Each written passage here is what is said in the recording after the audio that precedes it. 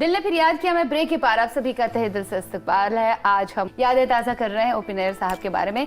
उनकी ज़िंदगी के कई पहलुओं पर रोशनी डाल रहे हैं और हमारे साथ दो शख्सियात जुड़ी हुई है जो ओ.पी. नैयर साहब की ज़िंदगी में अहम रोल अदा करती हैं। आखिरी अय्याम में सब अगर साथ छोड़ गए ओ.पी. नैयर साहब का, लेकिन ये दोनों हमेशा चोली दामन का साथ निभाते रहे, उनके साथ रहे।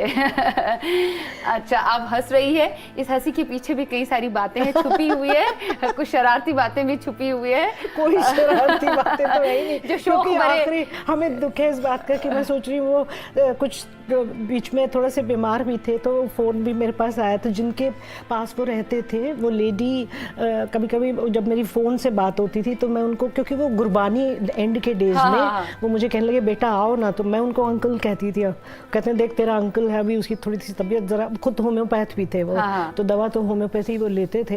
तो उन्होंने कहा आओ मैं यहाँ पर हूँ। अब मैंने कहा अंकल मैं इतनी दूर, मुझे रास्ता नहीं मालूम है। तो मैंने फ़ोन पर याद मुझे आता है कि मैंने उनको शब्द, हमारे यहाँ मैं सिख फैमिली से हूँ तो गुरबानी मुझे शब्द याद हैं, तो मैंने उनको सुनाया तो बहुत खुश हुए।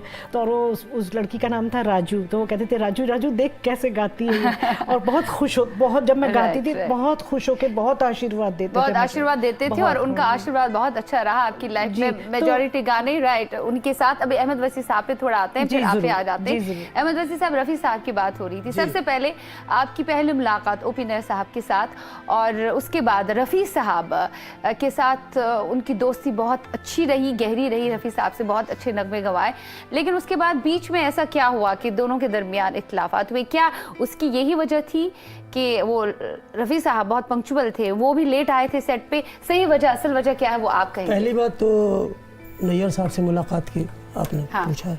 मैं रेडियो पे था विविध भारती में, और मैं नैयर साहब का फ़ैन हमेशा से रहा हूँ। उनके गाने, उनकी फिल्में, और मुझे ख़ास तौर से नया दौर फिल्म के का मैं बड़ा दीवाना रहा हूँ। और वो सब, और वो मेरे 3 फेवरेट्स उसमें थे, दिलीप कुमार साहब, साहिर साहब और ओ.पी. नैयर साहब। इसी में मैंने पिछले इंटरव्यू में आपके कहा भी था कि मैं नया दौर देख रहा था, तो मैंने कहा था कि स्क्रीन पे जब साहिर साहब का नाम आया तो मैंने कहा एक दिन मेरा भी नाम आएगा, एक दिन मेरा भी नाम आएगा। सही। तो हाँ, तो मैं, मेरे यहाँ एक अनाउंसर थे मेरे सीनियर, शील वर्मा साहब, तो उनकी उनसे अच्छी वो थी नैयर साहब से। और आशा जी ने उनको भाई बनाया था, राखी बांधती थी उनको। तो ऐसे जिक्र चला, कहने लगे चलो तुमको नैयर साहब से मिला। मतलब 2 साल लग गए रेडियो में मुझे काम करते हुए, तब ये मौका आया कि मैं नैयर साहब से मिला। और मैं मिलना चाहता था, मेरी बड़ी वो थी कि मैं इश्तियाक था मिलने का उनसे। तो मीरा मार पे उनका सिटिंग रूम था, वहीं रिहर्सल करते थे वहीं, और घर उनका ए रोड पे, चर्च गेट पे वहाँ था। तो मीरा मार पे मुझे वो पहली बार वो लेके गए। तो ये तो नैयर साहब से मुलाकात हुई मेरी। अच्छा, मेरा क्या था, मैंने बताया भी था आपको कि मेरी चीज़ें छपती थी यहाँ से पाकिस्तान तक उर्दू रसाल में, और वो उर्दू के आदमी थे, उर्दू के अदब के साथ राइट बहुत गहरा लगा था, हाईली एजुकेटेड। एक शेर तो वो बहुत पढ़ते थे और आखिर वक्त तक पढ़ते थे कि आपका लिखा हुआ शेर? नहीं, मेरा नहीं है। वो मुझसे पूछते थे कि ये शेर किसका है, तो उसका राज नहीं खुला। वो राज नहीं खुला मुझे भी, मैंने भी बहुत ढूंढा। कहीं ना कहीं शायद ओ.पी. नैयर साहब ने ही लिखा होगा। नहीं, उनका नहीं था। शेर तो सुनाइए। हाँ, उनके उस्ताद थे ताजवर अजीमाबादी। तो वो ये पूछते थे कि क्या ये ताजवर अजीमाबादी का तो शेर नहीं? मैंने कहा मेरी नज़र से तो नहीं गुजरा है। असीर जिस्म हुआ हूँ, खताए ना मालूम। असीर जिस्म हुआ हूँ, खताए ना मालूम। ये किस गुनाह की पादाश है खुदा मालूम। पादाश मतलब सजा। किस गुनाह की सजा मिल रही है, मुझे खुद भी गुनाह पता नहीं है। आखिर वक्त तक वो ये पढ़ते थे। मतलब उनके अंदर एक इतना एहसास था, एक शिद्दत थी एहसास की, जी जी जी, कि जो ये शेर से यानी अपने को लाजिम व मंजूम थे, वो शेर और वो खुद उनकी शख्सियत। कहीं लग रहा है कि उनकी जिंदगी में जो हो रहा था वो पूरा इसी शेर में छुपा हुआ था। उनकी पूरी शख्सियत सिमटी हुई गानों में भी है, कहीं कहीं रिफ्लेक्ट होता है। आप ध्यान से देखें, मेरी नजरों की तरफ देख, जमाने पे न जा। तो वो फिर ये हुआ। अब रफ़ी साहब का सुन लीजिए कि रफ़ी साहब का ये हुआ था कि वो कहीं रिकॉर्डिंग कर रहे थे, ये रिकॉर्डिंग पे इंतज़ार कर रहे थे। रिकॉर्डिंग साजिंदे बैठे हैं और सब तैयार हैं, और रफ़ी साहब के आने में वहाँ पूरी नहीं हो रही थी रिकॉर्डिंग, इसलिए नहीं आया। और इन्होंने कहा कि रफ़ी साहब क्या है, तो उन्होंने बताया कि म्यूज़िक डायरेक्टर का नाम लिया कि वहाँ गा रहा हूँ, तो उन्होंने कहा वहीं गाइए आप।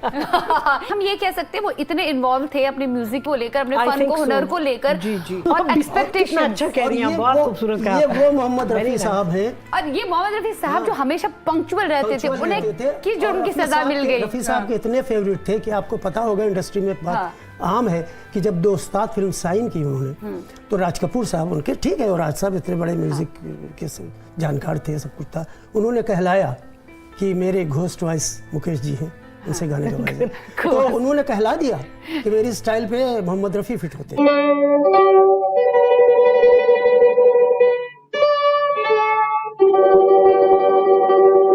आपसे मैंने मेरी जान मोहब्बत की है, आप चाहे तो मेरी जान भी ले सकती है।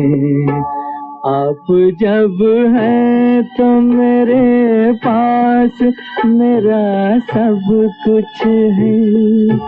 जान क्या चीज है ईमान भी ले सकती है।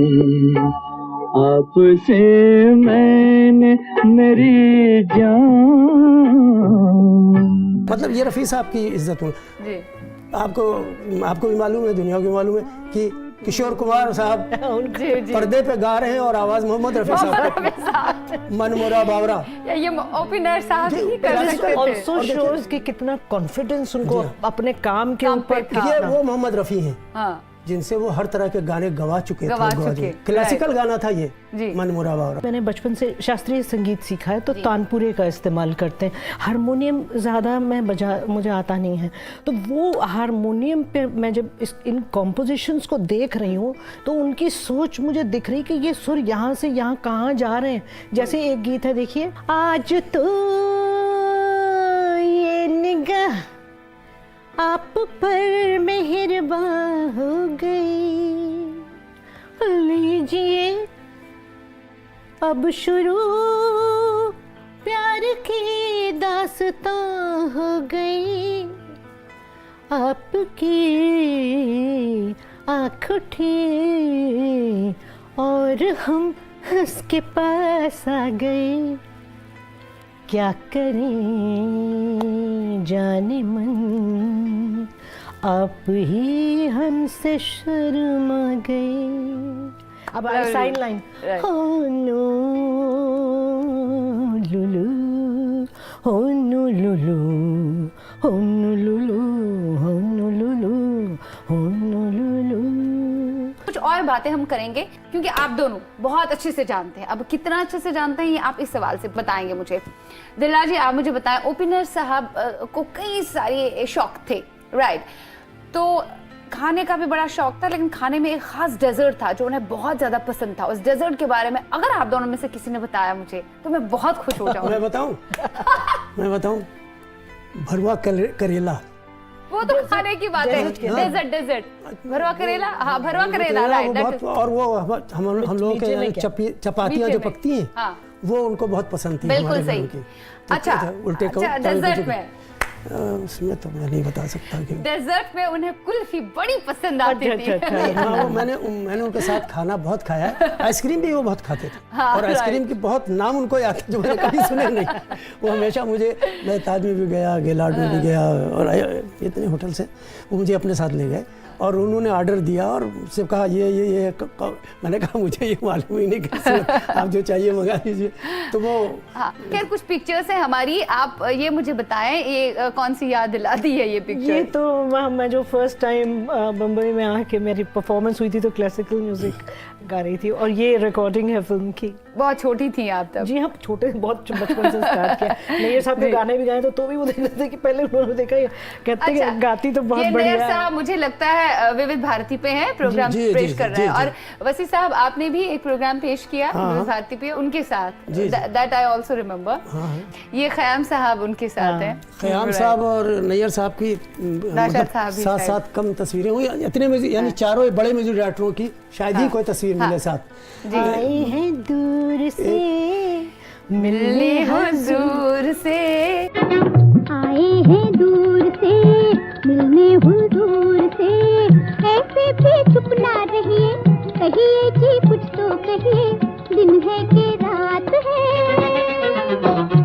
जैसे मेहमान का मुझ पे एहसान क्या, लाखों ही जुल्फों वाले आते हैं घेरा डाले, मेरी क्या बात है। आए हैं दूर से मिलने हुजूर से, ऐसे भी चुप ना रहिए, कहिए कि कुछ तो कहिए, दिन है कि रात है। रफ़ी साहब और ओपी नैयर साहब और आप, जब आप रफ़ी साहब के साथ गाया करती थी, कहीं अनकंफर्टेबल फील होता था आपको, या फिर ओपी नैयर साहब नॉट एट ऑल, उनका पोर्शन पहले खत्म करते थे आपका? किस तरह से होता था? वो तो जैसे जब गाते हो जिस टाइम पर हम लोग गा रहे थे उसका लाइव म्यूजिशियन बैठे हैं। जी हाँ। और उसमें रिकॉर्डिंग हो रही, और म्यूजिशियंस आप यू विल बी सरप्राइज्ड कि सब म्यूजिशियन आए हुए थे 9:15 बजे। आपको मालूम है 9 बजे शिफ्ट स्टार्ट होती थी, हम भी वहाँ, नैयर साहब भी वहाँ। मुझे भी आदत है बहुत पंक्चुअल रहने की। जिक्र करना चाहूँगा, हाँ जरूर करिए, कि वो दौर जब हीरा मोती बन रही थी, साथ में खून का बदला खून की भी रिकॉर्डिंग हो रही थी, नैयर साहब के ऊपर बड़ा जहनी तनाव था। अब वो आखिरी अहम की बात करें, क्योंकि वो अपनी फैमिली से थोड़ा दूर हो चुके थे। फैमिली के अलावा भी वजह ये थी कि रिकॉर्डिंग के लिए उनको स्टूडियोज नहीं दिए जा रहे थे। ऐसा क्यों हुआ ये था? हुआ था, वहाँ ये कहलवाया गया कि यहाँ अगर ओपी नैयर की रिकॉर्डिंग हुई तो मेरी रिकॉर्डिंग नहीं होगी। अच्छा, ओह, इतना तक हुआ है, इतना तक हुआ है। और ये गवाह है कि 5 गाने एक साथ हम लोगों ने रिकॉर्ड किए थे, वन आफ्टर द अदर। और रफ़ी साहब, मन्ना दा, दिलराज कौर जी और क्लैपर्स, कव्वाली थी, भजन था उसमें, कोरस, महफिल की महफिल में दीवाने सब वक्त पे आते थे। कारपेट बिछा दिया जाता था। जी हाँ, जी हाँ। नैयर साहब हारमोनियम लेके बैठते थे और सब रिहर्सल करते थे, और स्टूडियो नहीं था। मैंने 5 गाने लिखवाए मुझसे, उन्होंने म्यूजिक तैयार हुआ, लेकिन कोई स्टूडियो नहीं दे रहा था। वही लोग जहाँ वो कई रिकॉर्डिंग कर चुके थे, बहुतों को कितना दे चुके थे, और वो तो ऐसे आदमी थे कि किसी ने अच्छा पीस बजाया, बेटा इधर आ, 100 रुपए का लो, जेब में पैसे निकाल के देते थे, हमने देखा। ऐसे आदमी थे वो। और एक बार आपको याद होगा, मेरे सामने की बात नहीं, लेकिन मैंने सुन रखा है कि राडो घड़ी एक ज़माने में बड़ी कही जाती थी, बड़ी कीमती होती थी। नैयर साहब बांध के आए, किसी म्यूजिशियन ने कहा नैयर साहब ये बड़ी अच्छी लग रही, उतार के दे दिया, लो बेटा। बहुत दिलदार थे, बहुत दिलदार, बहुत ज्यादा। और इसी दिलदारी में शायद कहीं ना कहीं खो गए, उनको समझ में नहीं आया किस पे तो भरोसा फिर करें, किस पे नहीं। रिकॉर्डिंग जब नहीं मिली, कहीं स्टूडियो नहीं मिल रहे थे रिकॉर्डिंग के, तो महबूब स्टूडियो के जो रॉबिन चटर्जी, मैं उसके जज्बे को सलाम करता हूँ। दादा ने इतनी जुर्रत उस आदमी में थी, इतनी हिम्मत थी। उसने कहा कि हम तो म्यूजिक डायरेक्टर जानते ही नहीं, हम तो प्रोड्यूसर को जानते हैं, प्रोड्यूसर बुक करेगा, हम देंगे। हाय होंठ है तेरे 2 लाल हीरे, इन्हें खोलना तो धीरे धीरे ओ दिल भर जानिया, रूप तेरा कोई न चुरा ले, झूम रहे हैं चाहने वाले, नरम मलाई तेरी जान है, हाय बचना जमाना बेईमान है। ये सवाल उठ खड़ा होता है कि ओपी नैयर साहब इतने अजीम म्यूजिक डायरेक्टर रहे हैं, रिदम किंग कहलाए जाते हैं, उनके शौक भरे नगमे देखिए, आइटम सॉन्ग्स देखिए, रोमांटिक सॉन्ग, फिर भी ऐसा क्या हुआ आखिरी दिनों में? कहीं ना कहीं आपसे कभी उन्होंने दिल की बात कही, कहीं ना कहीं खफा थे, किस चीज से खफा थे, क्यों लोगों ने दरकिनारी उनसे की, क्यों ऐसा हो रहा था? बहुत सी फिल्में, माफ कीजिएगा, इनको भी मालूम है, उन्होंने खुद भी छोड़ी हैं। ऐसा नहीं है, इस दौर में भी उनको ऐसे कंपोजर को कभी कोई भूल नहीं पाएगा, आने वाले जमाने मैं बताता हूँ, हिस्ट्री क्रिएट। प्रकाश मेहरा ने उनसे पूछा था कि अमिताभ बच्चन के लिए आपको मौसीकी तरतीब देनी है, कितना लीजिएगा? तो उन्होंने कहा ओपी नैयर साहब का संगीत आपको मिल रहा है, अमिताभ बच्चन के लिए दे रहे हैं वो, तो कितना दीजिएगा? ऐसे कुछ हुआ था। ऐसा कुछ हुआ था, उसके बाद उन्होंने ताजमहल में मीटिंग हुई थी, ताजमहल उसके बाद छोड़ दिया था उन्होंने। तो ऐसे कई और अपने फन पे उनको इतना नाज था। और बताऊं, फिल्म दास्तान दिलीप कुमार साहब की, बी.आर. चोपड़ा साहब की, चोपड़ा साहब ने फोन किया जी कि मैं चाहता हूं नया दौर की टीम रिपीट हो, हीरोइन दूसरी, तो बात हो। नैयर साहब गए, साहिर साहब से उनकी नहीं बनती थी। साहिर साहब, अच्छा कभी पूछा इख्तिलाफात क्या थे? इख्तिलाफात की वजह मैंने कभी पूछी नहीं, लेकिन मेरा अंदाज़ा ये है कि साहिर साहब जो थे वो खुद पहले लिख के देना चाहते थे और बाद में धुन बने। जबकि नैयर साहब धुन पे भी लिखवाते थे, वैसे भी बनाते थे। मैंने दोनों तरह से मैंने काम किया उनके साथ। मैंने धुन पे भी लिखा उनके साथ, और मेरे लिखा हुई मेरी नज़रों में मोहब्बत का ये मैंने लिख के दिया था उनको, उन्होंने धुन बनाई।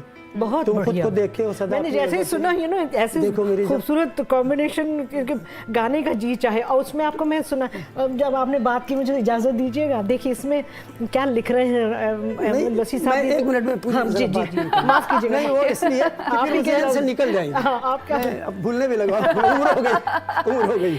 आप तो ही ने भूल कहा जाता है हूँ। उम्र को गिनतियों में नहीं लाना चाहिए, इसकी तौहीन होती लेकिन है। वो है, आप वो शेर पढ़ती हैं तो मैं सुनता हूँ। ये मेरे शेर बहुत अपने प्रोग्राम में बहुत यूज करती मैं। खैर, तो ये हुआ ये कि फिर गए साहिर साहब से, उनके हाथ मिलाया गया, दोस्ती हुई, जो भी हुआ। लेकिन जब कीमत की बात आई तो उन्होंने कंप्रोमाइज नहीं किया। सबसे ज्यादा पैसा वही लेते थे। एक बात और बताऊं, कीमत पे रियायत हो जाती थी। कब? जब हीरोइन मधुबाला हो।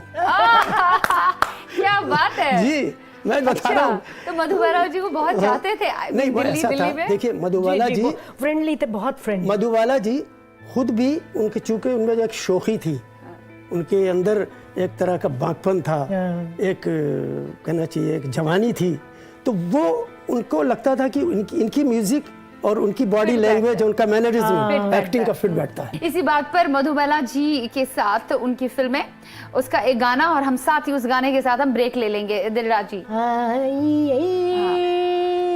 मेहरबान बैठिए जान जान, शौक से लीजिए जी इश्क के इम्तिहान, आइए मेहरबान बैठिए जान जान, शौक से लीजिए इश्क के इम्तिहान, आइए मेहरबान बैठिए जान जान, शौक से लीजिए इश्क के इम्तिहान, आइए मेहरबान। टन टन टन इंटरलूड क्या है और गजब इसी का। फिल्म का वो गाना है, सच कहता हूँ बहुत हंसी हो, तुमसे मोहब्बत हो सकती है। मैंने ये सुनाया नहीं, सब कहते हाँ ये गाना तो बहुत प्यारा है फिल्म का। उनको भी बहुत पसंद था ये हाँ, गीत। बिल्कुल। और इनका जो मैंने वसी साहब का जो इन्होंने लिखा है फिल्म में, वो जो मैंने आपको सुनाया, तुम खुद को देखते हो सदा अपनी नज़र से, तुम खुद को देखते हो सदा अपनी नज़र से, देखो मेरी जान खुद को कभी मेरी नजर से। तो उसमें जो वो जब वो उसमें जो अंतरा शुरू होता है, ओए ओए ओए ओए ये नैयर साहब ऐड करते थे सब। हाँ ओए ओए ओए ओए, तो मुझे कहते हैं तुम इसमें से कौन सा चुन लो जो पसंद है। तो मैंने कहा जी ओए ओए ओए ओए, कहते हैं तुमने ये क्यों चुना है? मैंने कहा आई सी द स्क्रीन, right. पे जो एक्टर या एक्ट्रेस है उसको कितना स्कोप हम दे सकते हैं। फिलहाल वक्त हुआ चाहते हैं एक छोटे से ब्रेक का। हम मिलेंगे दिल ने फिर याद किया में एक छोटे से ब्रेक के पार। आज हम याद कर रहे हैं ओपी नैयर साहब को, उनके बेहतरीन नगमे आप तक पहुंचा रहे हैं, साथ ही साथ उनकी जिंदगी पर भी रोशनी डाल रहे हैं, उनकी जिंदगी के कई जावियों को भी आप तक पहुंचा रहे हैं। लेते हैं छोटा सा ब्रेक, मिलते हैं right after the short break. Stage break के पार आप सभी का तहे दिल से इस्तकबाल है। आप ही के चहेते प्रोग्राम दिल ने फिर याद किया में याद अंदाज़ा हो रही है आज ओपी नैयर साहब की, रिदम किंग, धुनों के सरताज, शहंशाह अहमद वसी साहब। यहाँ बात आ रही थी मधुबाला जी की कि इन्होंने ब्रेक में जाने से पहले मधुबाला जी के गाने गाए, ओपी नैयर साहब और मधुबाला। आपके पास कौन सी ऐसी बातें हैं मधुबाला जी और ओपी नैयर साहब के दरमियान की वाकयात की? म्यूजिक की बात चलती थी और लिरिक्स की बात चलती थी, वो और गाना भी सीखती थी मधुबाला जी। हाँ। मुझे इसलिए मालूम है कि जो उस्ताद जिनसे मुझे भी सीखने को मिला है, उस्ताद पद्मभूषण खादिम हुसैन खान साहब, तो उन्होंने बताया मधुबाला जी उनसे ट्यूशन लेती थी संगीत। इसीलिए आप देखते हैं कि इतनी स्क्रीन पर वो गानों की अदायगी इतनी राइट, बिल्कुल सही। तो हुआ ये कि नैयर साहब ने ये वाकया मुझे सुनाया कि मैं एक बार मधुबाला के साथ गाड़ी में चला, उनकी कार थी या इनकी कार थी मुझे नहीं, ये मैंने नहीं पूछा, आ रहे थे कहीं से।